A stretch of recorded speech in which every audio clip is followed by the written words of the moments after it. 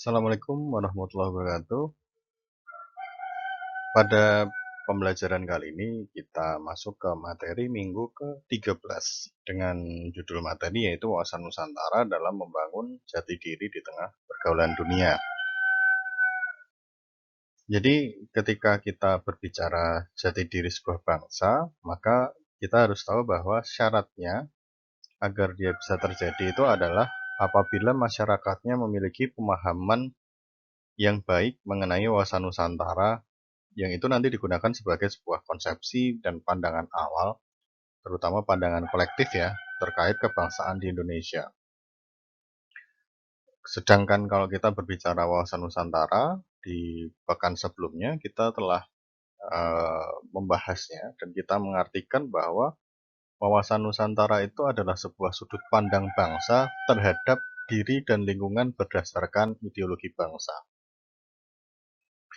Sehingga dalam konteks Indonesia, wawasan Nusantara itu bisa kita artikan sebagai cara pandang terhadap diri dan lingkungan berdasarkan dasar negara kita, yaitu Undang-Undang Dasar Negara Republik Indonesia tahun 1945 dan Pancasila.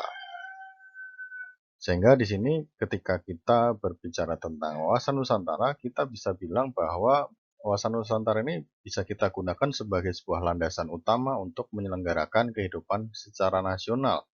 Dan dalam konteks pergaulan dunia, ini juga bisa dijadikan landasan ketahanan nasional. Nanti implementasi wawasan Nusantara dapat tercermin dalam pola pikir kita, kemudian sikap dan tindakan yang kita tentunya bisa senantiasa mengedepankan kepentingan bangsa dan negara daripada kepentingan pribadi atau kelompok tertentu. Sehingga wawasan Nusantara dapat dikatakan sebagai pola fundamental di dalam berpikir, bersikap, dan bertindak dalam menghadapi berbagai masalah yang berkaitan dengan kehidupan sosial kemasyarakatan, kebangsaan, dan bernegara dalam konteks pergaulan dunia. Kalau misalkan kita bilang dalam konteks pergaulan dunia atau pergaulan internasional, maka wawasan Nusantara ini memiliki arti penting bagi individu warga negara dalam memposisikan diri sebagai bagian dari warga dunia. Sehingga wawasan Nusantara tadi itu menjadi sebuah wawasan keluar ya, yang diperlukan agar peran serta warga negara dalam pergaulan global yang berlandaskan pada kepentingan nasional. Jadi itu yang akan kita pelajari di pertemuan hari ini. Materi pembelajaran pada pertemuan kali ini ada 4. Yang pertama yaitu esensi dan urgensi pergaulan nasional bagi bangsa Indonesia. Yang kedua, menelusuri kebijakan politik luar negeri. Yang ketiga, dinamika dan relevansi kebijakan politik luar negeri Indonesia. Dan yang keempat adalah kiprah Indonesia dalam pergaulan internasional. Oke, di sini kita masuk ke esensi dan urgensi pergaulan internasional bagi bangsa Indonesia. Jadi kalau misalkan kita bilang pergaulan, maka mungkin kita bisa kembali ke basicnya dulu ya. Yaitu manusia itu kan sebagai makhluk sosial, dia tidak bisa hidup sendiri untuk memenuhi segala macam kebutuhannya. Itu adalah fitrahnya manusia. Maka itu juga berlaku bagi sebuah negara, terutama di sini Indonesia ya. Jadi sebagai sebuah negara, sebagai sebuah bangsa juga, Indonesia itu tidak dapat hidup tanpa kita membangun kerjasama dengan bangsa-bangsa yang lainnya. Maka kebutuhan untuk membangun kerjasama dengan bangsa-bangsa lain itu adalah dalam rangka untuk memenuhi agenda tercapainya tujuan nasional gitu. Sehingga kalau misalkan kita mau mengingat kembali terkait salah satu syarat terbentuknya negara atau berdirinya negara, kan kemarin ada bagian yaitu pengakuan kemerdekaan dari negara lain yang sudah berdaulat. Itu menjadi syarat secara de jure-nya. Itu harus diperoleh suatu negara yang ingin memerdekakan diri atau menyatakan berdaulat. Dengan adanya pengakuan dari negara yang berdaulat ini, kemudian menjadi jalan, terutama Indonesia, untuk dapat membangun hubungan dengan negara-negara yang lain. Karena kita menganggap bahwa posisi kita dengan negara lain itu sudah sejajar dan sudah sama-sama merdeka.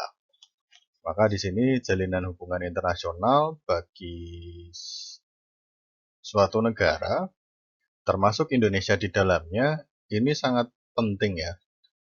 Kalau misalkan kita melihat manfaatnya, terutama manfaat yang diperoleh dari sebuah hubungan itu, Indonesia itu perlu. Maka dalam konteks ini, hubungan internasional merupakan suatu keharusan sebagai akibat adanya kesaling tergantungan dan kompleksitas sebuah negara atau sebuah kehidupan manusia dalam masyarakat dalam skala internasional. Yang ini digunakan untuk eh, apa namanya? Ya akhirnya kan masing-masing negara itu nggak mungkin kalau dia tertutup dan mengasingkan diri dari dunia luar. Kita nggak mungkin. Kita tetap butuh bersosial dengan negara-negara lain. Nah, dengan pembahasan yang barusan saya sampaikan, maka kita bisa pahami bahwa terjadinya hubungan internasional itu didasari oleh adanya pihak-pihak atau negara yang saling tergantung antara satu dengan yang lainnya. Hubungan internasional ini menjadi sebuah studi khusus ya tentang interaksi antara jenis kesatuan-kesatuan sosial tertentu, termasuk nanti di dalamnya ada studi tentang keadaan-keadaan relevan yang mengelilingi interaksi tersebut. Nanti di dalamnya ada proses interaksi tersebut yang paling tidak terjadi pada dua pihak yang masing-masing memiliki sumber daya yang saling mempengaruhi. Ini di sini sudah ada bahkan ya, ada negara, terus ada apa namanya di dalam pergaulan internasionalnya ada IGO gitu, atau Intergovernmental Organization yang merupakan organisasi antar pemerintah itu. Yang di sini IGO itu kan merupakan organisasi yang dibentuk melalui perjanjian antara dua negara atau lebih yang bekerja sama dalam isu-isu yang menjadi kepentingan bersama. Jadi di sini contoh yang kita sudah sama-sama tahu misalkan ada PBB, ada ASEAN, ada Uni Eropa, ada NATO, ada OPEC dan lain-lain. Sedangkan untuk INGO ini adalah organisasi non-pemerintah internasional atau International Non-Government Organization. Ini adalah organisasi independen yang beroperasi di berbagai negara dengan tujuan tertentu, misalkan kemanusiaan, lingkungan, atau hak asasi manusia. Ini contohnya Amnesty International, Greenpeace. Kita kemarin juga sudah melihat bagaimana Greenpeace itu berdiskusi dengan salah satu tokoh politik nasional terkait kerusakan lingkungan dan lain-lain.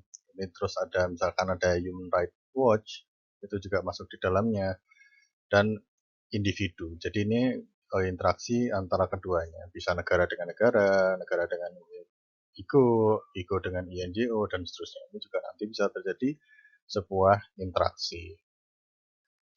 Jadi intinya sih di dalam sini kita bisa melihat bahwa interaksi ini juga bisa terjadi lintas bidang, nggak cuma terpaku pada satu bidang yang sama saja. Gitu. Tapi balik lagi bagaimana kebutuhan dari sebuah kerjasama itu pada akhirnya bisa membentuk sebuah ikatan dan terjadi kerjasama di dalamnya. Oke, dari slide sebelumnya kita bisa merumuskan esensi dan urgensi pergaulan internasional bagi bangsa Indonesia menjadi beberapa poin sebagai berikut. Jadi di sini terjadinya hubungan internasional didasari oleh adanya pihak-pihak negara yang saling tergantung antar satu dengan yang lainnya. Ini yang poin pertama. Poin yang kedua, hubungan internasional merupakan studi tentang interaksi antara jenis kesatuan-kesatuan sosial tertentu, termasuk studi tentang keadaan-keadaan relevan yang mengelilingi interaksi tersebut. Ini referensinya adalah McClellan di tahun 19 90. Kemudian yang ketiga, proses interaksi tersebut paling tidak terjadi pada dua pihak yang masing-masing memiliki sumber daya yang saling mempengaruhi. Interaksi dapat terjadi antar negara, baik itu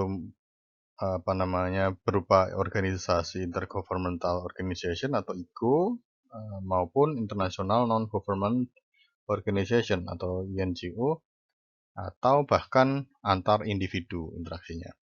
Kemudian yang keempat, esensi dan urgensi pergaulan internasional itu adalah untuk menjaga keberlangsungan eksistensi negara karena ketercapaian kepentingan-kepentingan nasionalnya. Kemudian perlu kita pahami bahwa terlebih dalam iklim kehidupan yang semakin mengglobal, kepentingan-kepentingan nasional tidak hanya dapat dipenuhi dalam satu ruang lingkup domestik saja, melainkan diperoleh melalui jalinan hubungan antar negara. Untuk kebijakan politik luar negeri Indonesia, di sini ada 3 poin utama yang mungkin sudah bisa kita lihat dan menjadi sebuah pokok bahasan ya. Yaitu yang pertama, di dalam konteks Indonesia, peran Indonesia dalam pergaulan internasional termaktub dalam konstitusi negara.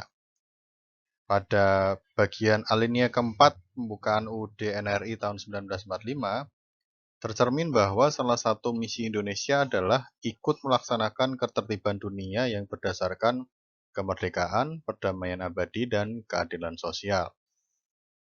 Lalu untuk yang poin kedua, Pasal 1 Ayat 2 Undang-Undang Nomor 37 Tahun 99 tentang hubungan luar negeri menjelaskan politik luar negeri sebagai kebijakan sikap dan langkah pemerintah Republik Indonesia yang diambil dalam melakukan hubungan dengan negara lain, kemudian organisasi internasional dan subjek hukum internasional lainnya dalam rangka menghadapi masalah internasional guna mencapai tujuan nasional.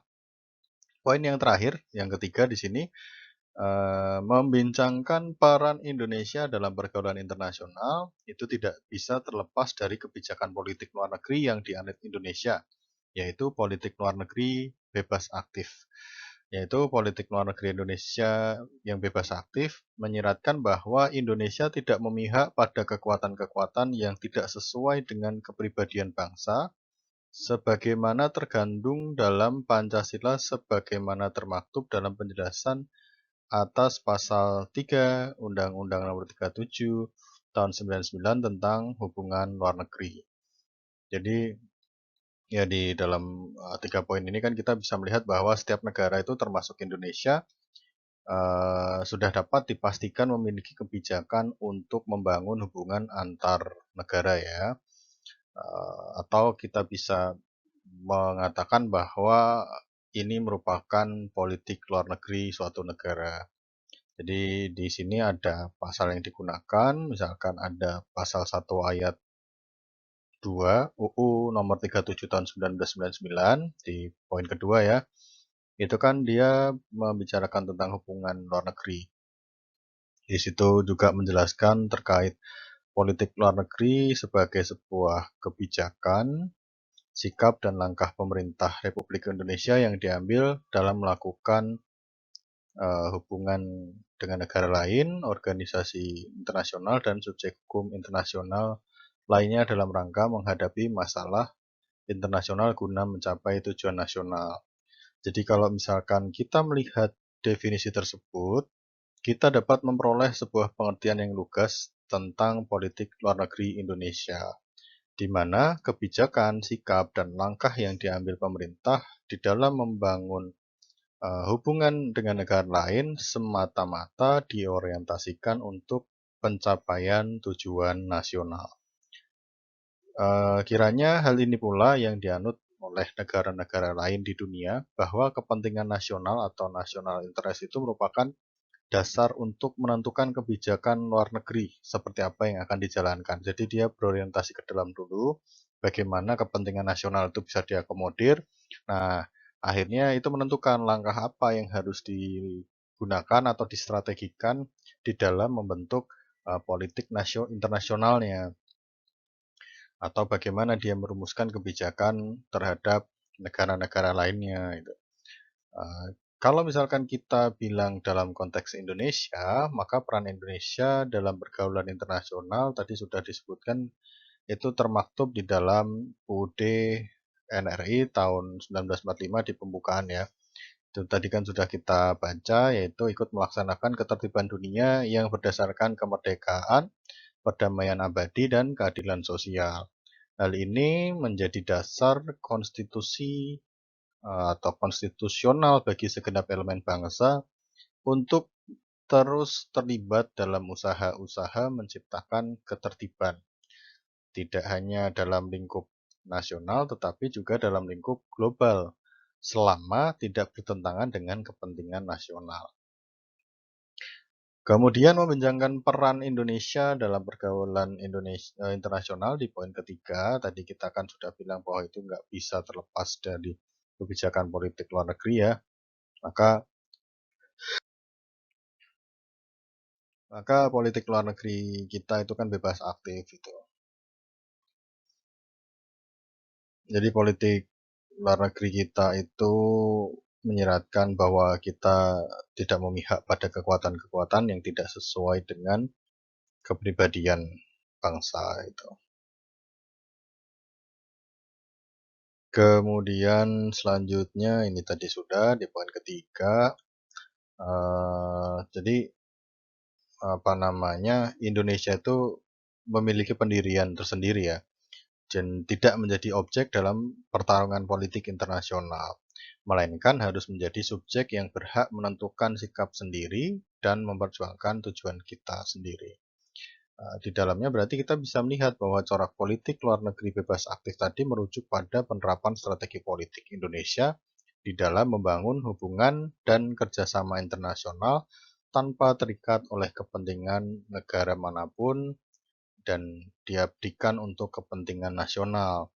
Maka politik luar negeri bebas aktif sebagaimana tadi sudah kita sebut di pasal 3 Undang-Undang Nomor 37 tahun 99 tentang hubungan luar negeri pada hakikatnya merupakan politik netral gitu.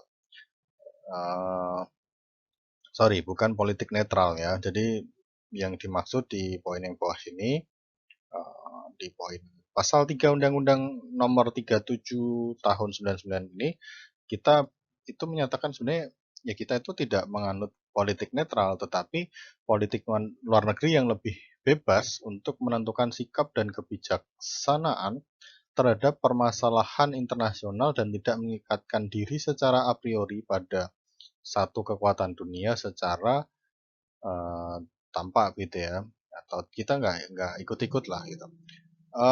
Serta secara aktif memberikan sumbangan bagi apa namanya pemikiran maupun partisipasi aktif dalam penyelesaian konflik, kemudian sengketa dan permasalahan dunia lainnya. Ini tentu tujuannya adalah demi terwujudnya ketertiban dunia yang berdasarkan kemerdekaan, perdamaian abadi, dan keadilan sosial.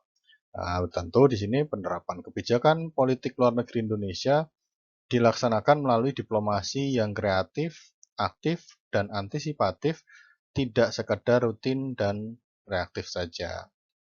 Jadi kita teguh dalam prinsip dan pendirian serta rasional, tetapi kita tetap harus luas di dalam pendekatannya.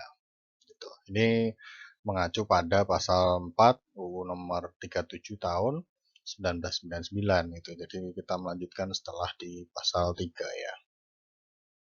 Kemudian kita masuk ke diplomasi atau penerapan kebijakan politik luar negeri Indonesia berdasarkan pasal 4 Undang-Undang Nomor 37 tahun 1999. Jadi di sini diplomasi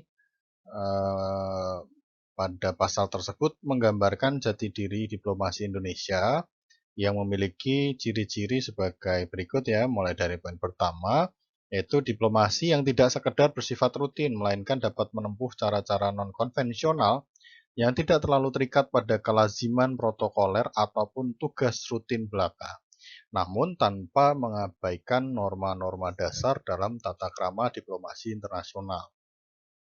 Yang kedua, diplomasi yang dibekali dengan keteguhan dalam prinsip dan pendirian, ketegasan dalam sikap, kegigihan dalam upaya namun luwes dan rasional dalam pendekatan yang bersumber pada kepercayaan diri sendiri.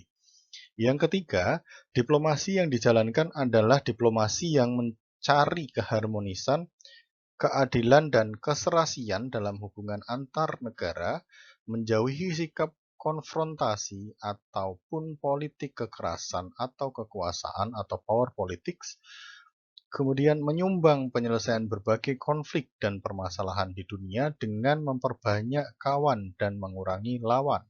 Yang keempat, diplomasi yang ditopang oleh profesionalisme yang tangguh dan tanggap, tidak sekedar bersifat reaktif, tetapi mampu secara aktif, kreatif, dan antisipatif berperan dalam berprakarsa. Jadi ini adalah 4 poin penerapan kebijakan politik luar negeri yang merujuk kepada Pasal 4 Undang-Undang Nomor 37 Tahun 1999.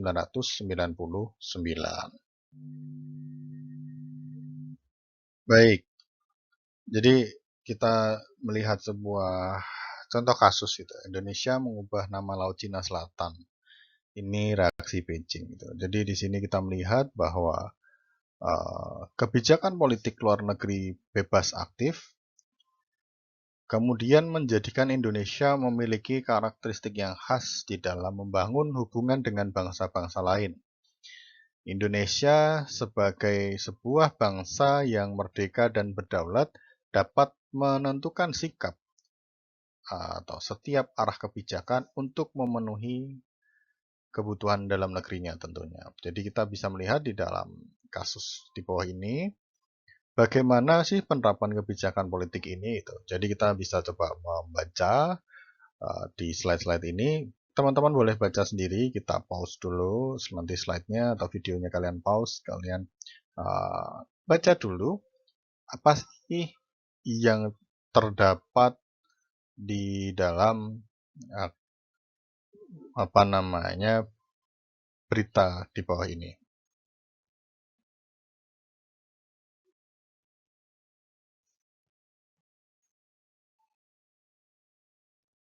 Silakan dibaca dulu ya. Silakan bisa pencet tombol pause dulu, kemudian baca dulu beritanya. Silakan dilanjut baca beritanya, di pause lagi.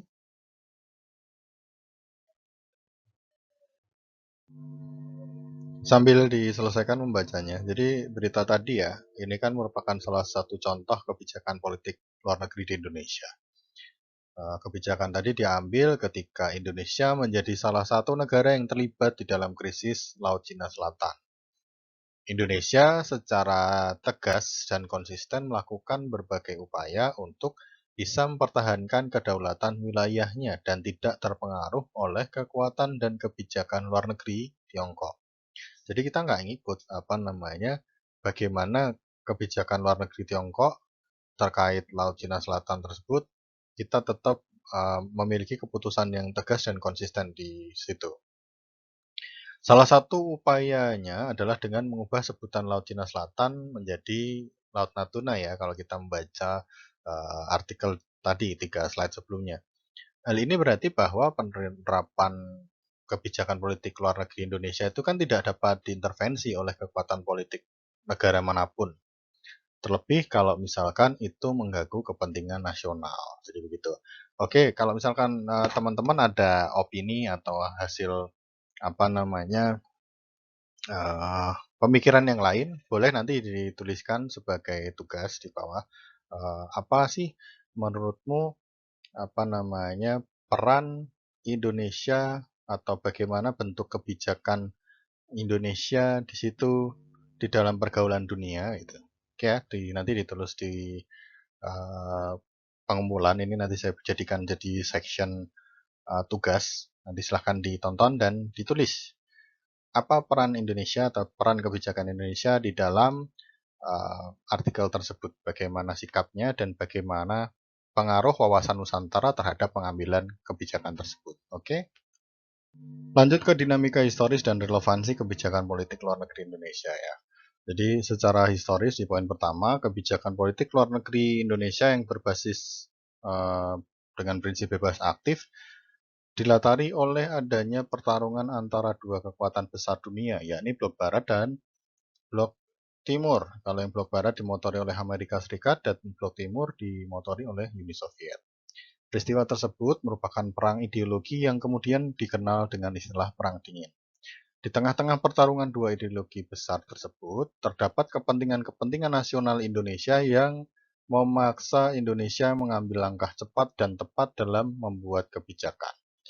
Jadi, kita harus bisa menelaah lagi ya, apa yang kemudian bisa kita ambil atau Indonesia ya, diambil oleh Indonesia pada situasi tersebut.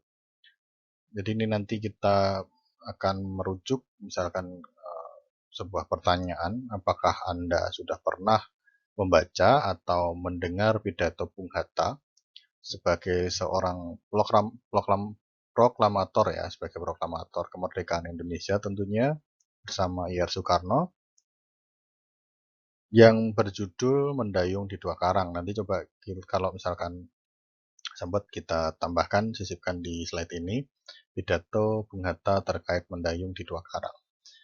Bung Hatta di dalam pidatonya itu di tahun 1998 telah menegaskan bahwa Indonesia tidak boleh mengutuk pada salah satu kekuatan tersebut karena Indonesia itu memiliki garis perjuangannya sendiri.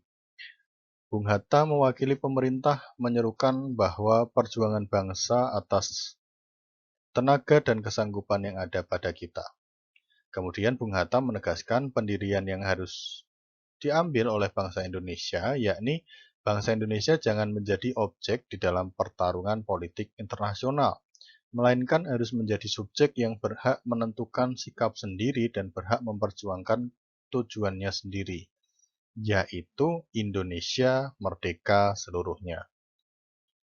Hal ini tentu sejalan dengan apa yang dimandatkan oleh Undang-Undang Negara Republik Indonesia tahun 1945 di alinea keempat. Mandat tersebut mensyaratkan adanya suatu geopolitik dan geostrategi yang harus diwujudkan oleh bangsa Indonesia sebagai implementasi dari hubungan antar bangsa dalam membangun suatu ketahanan regional. Jadi di dalam pidatonya Pak Hatta itu memberikan pendapat bahwa tujuan politik luar negeri Indonesia hendaknya diarahkan untuk mempertahankan kemerdekaan bangsa dan menjaga keselamatan negara, kemudian memperoleh barang-barang yang diperlukan dari luar negeri untuk memperbesar kemakmuran rakyat apabila barang-barang itu tidak ada atau belum dapat dihasilkan sendiri.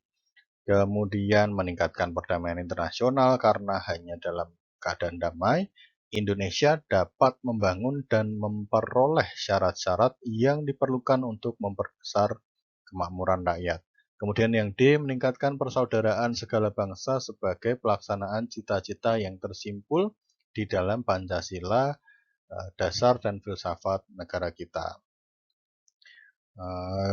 Masuk ke poin ketiga di situ yang paling bawah, dalam konteks kehidupan yang semakin mengglobal disertai terjadinya situasi pergeseran kutub ekonomi dunia dan inkonsistensi konsepsi dan praksis ideologi yang dianut negara-negara di berbagai dunia, kebijakan politik luar negeri bebas aktif tetap relevan dan kita menemukan urgensi penerapannya. Jadi kita bisa melihat bagaimana pertentangan ideologi yang terjadi pada masa-masa Perang Dingin menjadi semakin sumir saat ini. Cina yang berideologi komunis itu mengalami peningkatan ekonomi dengan penerapan cara-cara kapitalistik yang kental di bidang ekonomi. Jadi kita bisa melihat bagaimana Cina dan Tiongkok ataupun Taiwan mungkin itu seberkembang apa saat ini. Kemudian Amerika Serikat yang dikenal sebagai mbahnya demokrasi, terkenal semakin mengedepankan ciri militeristik dan memiliki tendensi supremasi rasial di dalam kehidupan sosial politiknya. Oleh karena itu, tentu penting bagi bangsa Indonesia yang telah memiliki kebijakan politik luar negeri bebas aktif untuk bisa mengambil peran dan berpartisipasi dalam pengaturan hal-hal yang bersifat lintas negara agar dapat memajukan kepentingan nasional yang selaras dengan dinamika kepentingan negara lain dan tentu tidak terkooptasi oleh kepentingan negara manapun. Jadi begitu. Itu adalah salah satu pembahasan di dalam dinamika historis dan relevansi kebijakan politik luar negeri Indonesia. Kita masuk ke dalam kiprah Indonesia dalam pergaulan internasional. Kiprah Indonesia di dalam pergaulan internasional ya, tentu udah kita nggak bisa meragukan lagi bagaimana kiprahnya.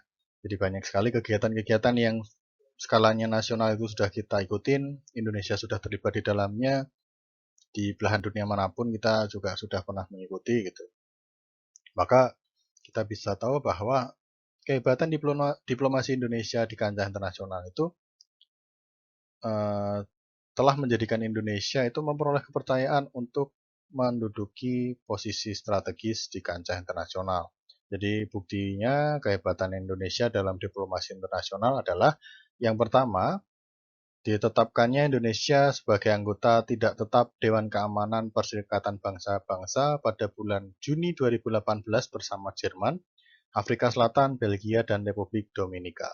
Kemudian yang kedua, Indonesia menduduki posisi sebagai anggota tidak tetap Dewan Keamanan PBB. Sebelumnya, Indonesia pernah menduduki posisi yang sama pada periode 1973 sampai 1974, periode 1995 sampai 1996, dan 2007 sampai 2008. Jadi kan posisi ini kan sangat strategis karena sebagai Dewan Keamanan PBB, Indonesia akan menjadi bagian dari proses perumusan kebijakan untuk menjaga perdamaian dan keamanan internasional sesuai dengan mandat Piagam PBB. Selain itu, posisi tersebut juga tentu dalam rangka mewujudkan salah satu misi kebangsaan Indonesia, yaitu ikut melaksanakan ketertiban dunia yang berdasarkan kemerdekaan, perdamaian abadi, dan keadilan sosial. Gitu. Jadi ini yang poin ketiga. Ada lagi nggak kira-kira bukti kehebatan Indonesia dalam diplomasi internasional? Silahkan ini menjadi tugas. Poin kedua nanti dikumpulkan, langsung aja ditulis tangan, dicatat, dan masukkan ke pengumpulan tugas. Baik, terima kasih atas kehadiran dan partisipasinya sudah mau menonton video ini yang kurang lebih 30 menit. Ya, mendekati 1 SKS lah. Nanti sisa pertemuannya kalian gunakan untuk berdiskusi dan mengerjakan tugas yang sudah saya mention di dalam penyampaian materi di slide-slide sebelumnya. Oke, mungkin itu yang bisa saya sampaikan di pertemuan kali ini. Sampai jumpa lagi di pertemuan selanjutnya. Terima kasih.